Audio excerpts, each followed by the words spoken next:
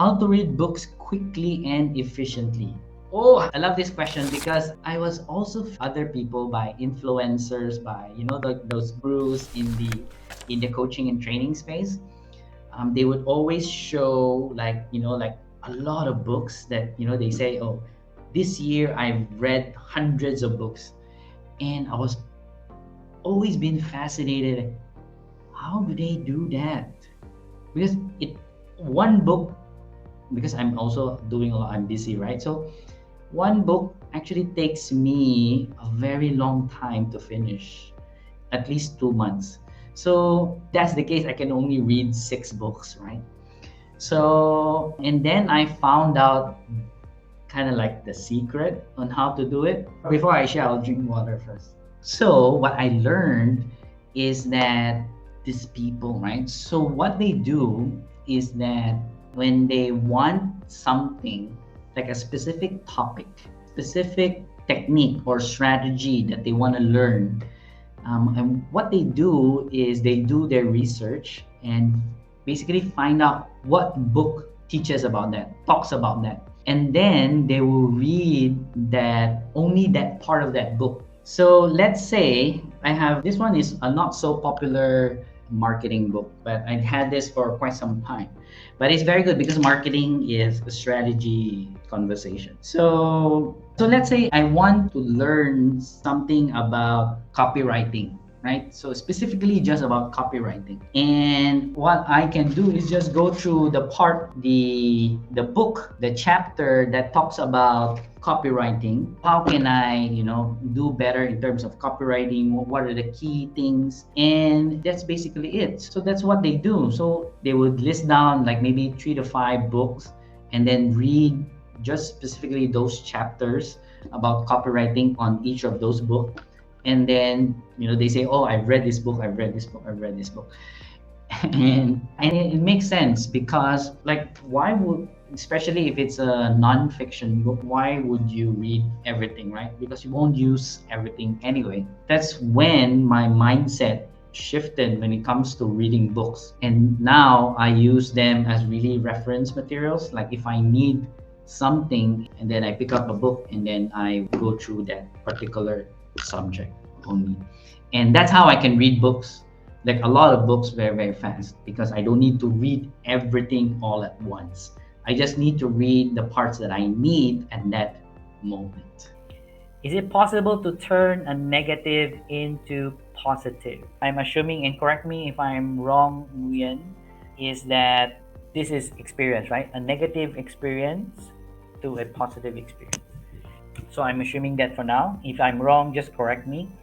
Definitely, and it's possible. So I think I mentioned about that gratefulness earlier, right? When I'm not in a good state, then I practice that gratefulness exercise, and then it changes my state. So one there in neuro-linguistic programming, in NLP, we call this reframe. So we know that language is very powerful, right? Language is very powerful. The words that we use can affect other people. It can also affect us, the language that we use. So I mentioned about how, I gave an example earlier when I sat down and met with someone, and if I complain, and then it affects the other person, right? So not only my energy, but the words that I use. And so language is very powerful, and we can shift a negative into positive by changing our language. And it might sound so simple, but sometimes it's not so easy for people because they are used to speaking in a certain way. So, but definitely it can be a skill that can be practiced and you can develop and become very good at, is using powerful and empowering language instead of disempowering language. And it starts with asking right questions, right? If you can ask right questions, then your language also changes. So I'll give you a very good example. So example of how you can change the question, right? So one of the things that is in our society that is very popular is, like losing weight. for example.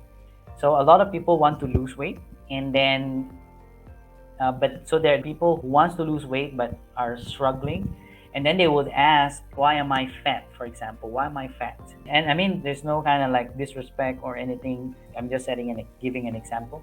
So they ask a question, why am I fat? And so that question can be a disempowering one, because the answers that you will get when you ask that question will be something like a reason, to add on to the negative stuff. So what you can do is ask a more empowering question, which is, how can I become healthier, for example? Or maybe the question that you can ask yourself is, how can I love my body better? Right? How can I love my body better?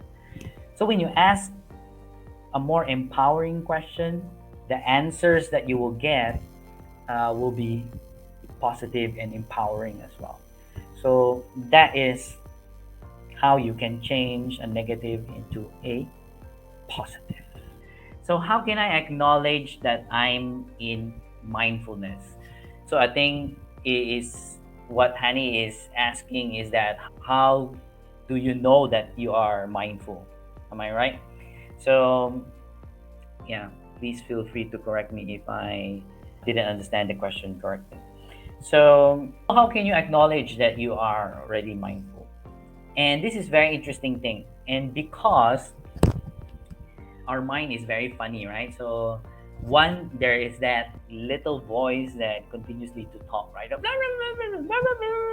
So our mind is very noisy.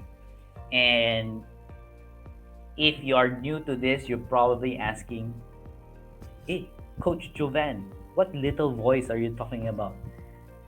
And that's what I'm talking about. That voice that's talking inside your head. That's the one. If you actually keep quiet and pause, you will hear it. So we have that little voice, like some people call it the monkey mind. I call it little voice, and then other people call it different. But that one, we have that, and that little voice is the one that is confusing us. That the one that is always talking about the past, or maybe talking about the future, making you worried, making you anxious, all these things. So if you can experience some negative emotions, like maybe disappointment or sadness, regret, all of those point to the past, right? All of those point to the past.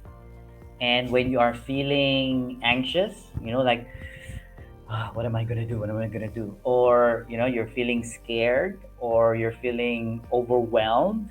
This is pointing to the future, meaning you're thinking a lot about the future. Your mind is like hanging out in the future.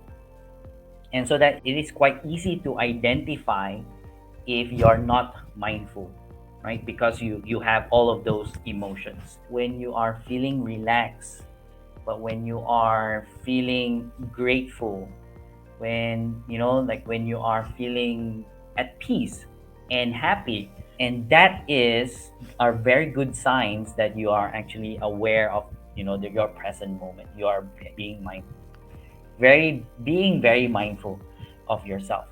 So that is how you can notice and acknowledge that you are in mindfulness, right? So I hope I've answered that question, honey.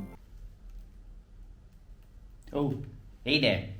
If you like this video, please like, share, and subscribe. And remember to click the bell button so you get updated of the new videos. See you in the next one.